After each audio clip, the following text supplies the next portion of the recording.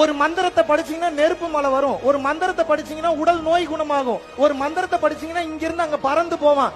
அத்தனையையும் ஓலை பனை ஓலையில் எழுதி வைத்து விட்டு சென்றார்கள் ரகசியங்களை. ஆனால் பின்னால் வந்த ஆட்சியாளர்களின் காரணமாக, நான் சொல்றேன் பிரிட்டிஷ் வந்த அவர்களுடைய சதி வேலையின் காரணமாக நமது மக்களுடைய ஞானம் மண்ணோடு மண்ணாக புதைந்தது.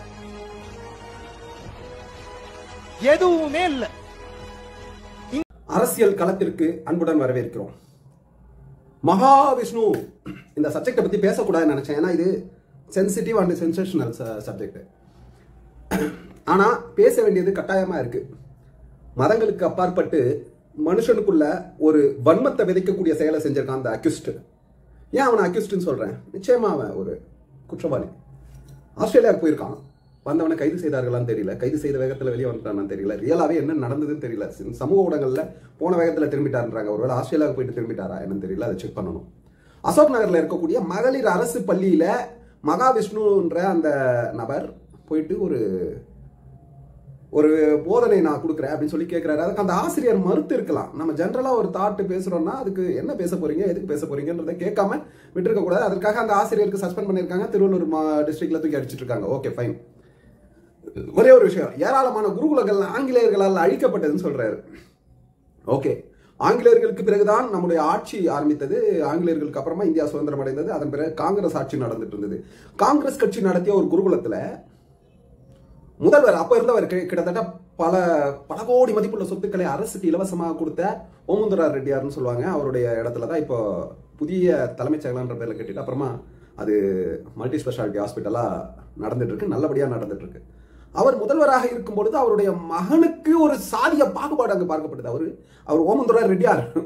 ஆனா பார்ப்பனர்கள் மத்தியில பாத்தீங்கன்னா பார்ப்பனர்களை தவிர வேற யாரையுமே அவர்கள் என்ன நினைப்பாங்க, உயர் ஜாதியா நினைக்க மாட்டாங்க. அவர்களுக்கு அவரை சரிசமமா வைத்து பார்ப்பதில் ஒரு சிக்கல் இருக்காங்க.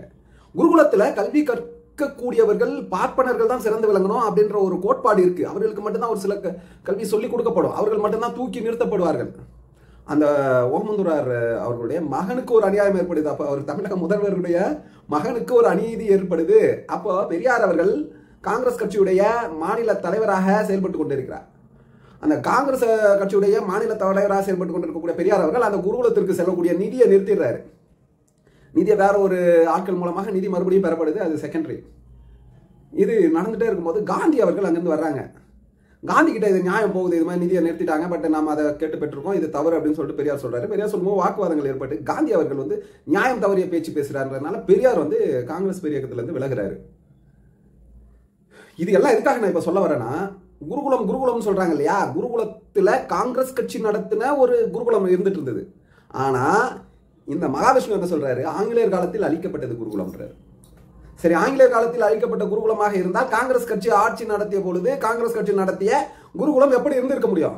சவுத்துல இருந்தது, தமிழ்நாட்டில், வேற எங்க இல்ல, நீ வெளியெல்லாம் வேணாம், தமிழ்நாட்டிலே இருந்தது.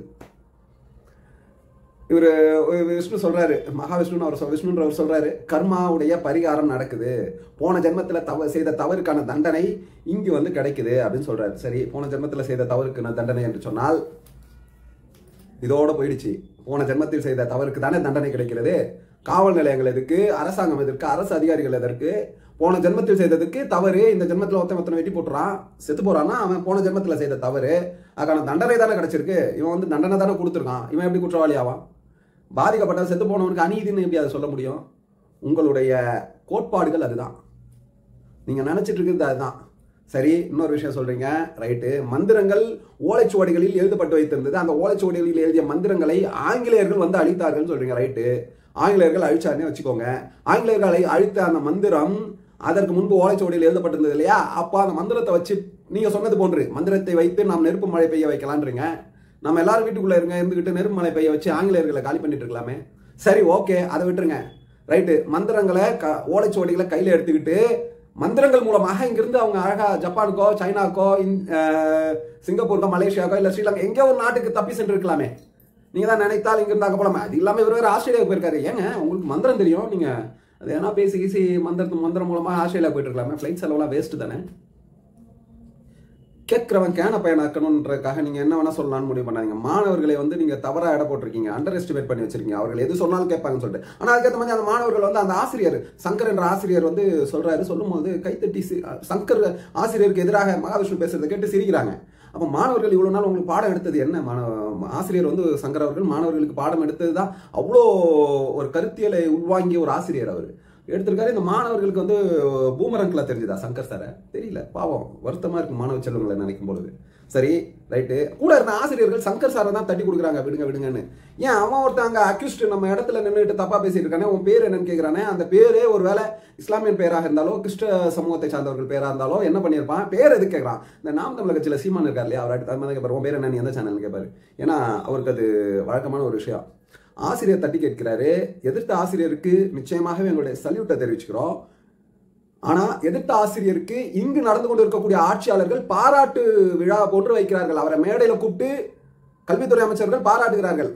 இந்த அக்யூஸ்ட் வந்து மகாவிஷ்ணு அவர்கள் வந்து நிறைய பேர் யார் வேணா போய் பார்க்கலாம். அமைச்சர் பெருமக்களை பார்க்கலாம், முதல்வரை பார்க்கலாம், துணை முதல்வரை பார்க்கலாம். அங்க போய் நின்று போட்டோ எடுத்துட்டு வந்தான்றதுக்காக இவர் போட்டோ போட்டாங்க, இவர் போய் நின்றுட்டாரு, இவங்க தான் அனுமதி கொடுத்தாங்க. என்னங்கடா நடக்குதுங்க? சரி, இந்த தமிழ்நாட்டில் தவறு செய்த அந்த மகாவிஷ்ணு அவர்கள் மீது வழக்கு பதியப்பட்டிருக்கு. தவறை தட்டி கேட்ட சங்கர் அவர்கள் ஒரு முன்னிலைப்படுத்தப்பட்டிருக்காரு, அவர் வந்து கௌரவப்படுத்தப்பட்டிருக்காரு. இதே பாஜக ஆட்சி நடந்து கொண்டிருக்கக்கூடிய மாநிலத்தில் நடந்ததுன்னு சொன்னா புல்டோசர் தான் பரிசாக கொடுத்திருப்பாங்க. புல்டோசர் எடுத்துட்டு வந்து வீட்டுக்கு கொடுக்க மாட்டாங்க, புல்டோசர் வச்சு வீட்டை இடிச்சிருப்பாங்க. இந்த மகாவிஷ்ணுடைய வரலாறை பற்றி கொஞ்சம் தெரிஞ்சுக்கலாமா? நாம் தமிழர் என்ற கட்சியில இந்த மகாவிஷ்ணு அவர்கள் 2 ஆண்டுகள் இருந்திருக்காருன்றது யாருக்காவது தெரியுமா? சரி, பூர்வ ஜென்மத்தில் செய்த பாவத்தினால் இன்று பெண்ணாக பிறந்திருக்கிறான்னு சொன்னா உன் தாய் பெண்ணா? சரி, பூர்வ ஜென்மம்னு ஒன்று இருக்கு. அந்த ஜென்மத்தில் ஆண் பெண் படைக்கப்படுறாங்க. இவர்கள் மூலமாகத்தான் உருவாக்கப்படுது சந்ததிகள். கடவுள் நல்லதையும் படைச்சிட்டு கெட்டதையும் படைச்சாரா? பாவம் செய்த இந்த பெண் முதலாக படைக்கப்பட்ட பெண் எதற்காக பாவம் செய்ததற்காக படைக்கப்பட்டாரா? முதலாக அவங்க படைக்கப்படுறாங்க. அப்ப அதுக்கு முன்னாடி பிறவியே கிடையாது. எப்படி பாவம் செய்திருப்பாங்க? கிறுக்குத்தனமா இருக்குடா. பெண்களை வந்து போற்றி புகழ வேண்டியவர்கள் பெண்கள், சாதிக்க பிறந்தவர்கள் பெண்கள். பெண்கள் குறித்து உன்னுடைய பான்மைதான் என்ன, மனசுல என்னதான் நினைச்சிட்டு இருக்க? உங்க அம்மா, உங்க அக்கா, உன் தங்கச்சி, உனக்கு மனைவியா வரப்போறவங்க எல்லாருமே பாவம் செஞ்சவங்களாடா? இது அசிங்கமா இல்லையா மிஸ்டர் மகாவிஷ்ணு அவர்களே? சொந்த நலனிற்காக பிராமணர்கள் உருவாக்கியதுதான் குருகுலம் சொல்லிட்டு விவேகானந்தர் சொல்லியிருக்காரு. விவேகானந்தர் அறிவுக்கு அவருடைய கால் தூசிக்கு சமம் இல்லாதவன் மகாவிஷ்ணு போன்ற அயோக்கியர்கள். தன்னை நித்யானந்தா போன்று உருவெடுத்துக் கொள்ள வேண்டும் என்று நினைக்கிறாரான்றது தெரியல. சங்கர் கிட்ட கேட்கிறாரு, நான் இந்த மாதிரிலாம் பேசக்கூடாது, சட்டத்தில் இருக்கா? நிச்சயமா சட்டத்தில் இருக்குடா, நீ செய்தது தவறு. சட்டத்தில் இருக்கான்னு கேட்டா சட்டத்தில் இருக்கு, அதை காட்டியாச்சு. இப்ப என்ன பண்ண போற? நீ செய்த தவறுக்கு பாவ மன்னிப்பு கேட்க போறியா? இப்ப பாவம் செஞ்சுட்டு அடுத்த பிறவில அதுக்கான பலன் அனுபவிக்க போறியா? இப்ப பாவம் செஞ்சனா இப்பவே தான் ஜெயிலுக்கு போகணும் தம்பி. இது போன்ற அநியாயக்காரர்கள் அக்கிரமாக வக்ர புத்தியை மாணவர்கள் மத்தியில் செலுத்த வேண்டும் நினைக்கிறாங்க. இது வன்மையாக கண்டிக்கத்தக்க செயல். மகாவிஷ்ணு அவர்கள் சிறையில் தள்ளப்பட வேண்டிய குற்றவாளி. அவர் பெயில் கிடைக்கக்கூடாது, அவர் வெளியே வரக்கூடாது. அவர் மீது பதியப்பட்ட வழக்குகள், அதன் மூலமாக அவர் சிறைக்கு சென்று சிறையில் வாழ்நாளை கழிக்கலாமே தவிர, அல்லது நித்யானந்தா போன்று தலைமறைவு வாழ்க்கை நடத்தலாமே தவிர, தவறான கருத்தை மாணவர்கள் மத்தியில் திணித்த இந்த மகாவிஷ்ணு போன்றவர்கள் கைது செய்து சிறையில் அடைக்கப்பட வேண்டிய குற்றவாளிகள் என்பதை கூறி விடைபெறுகிறோம். நன்றி. மற்ற சந்திப்போம்.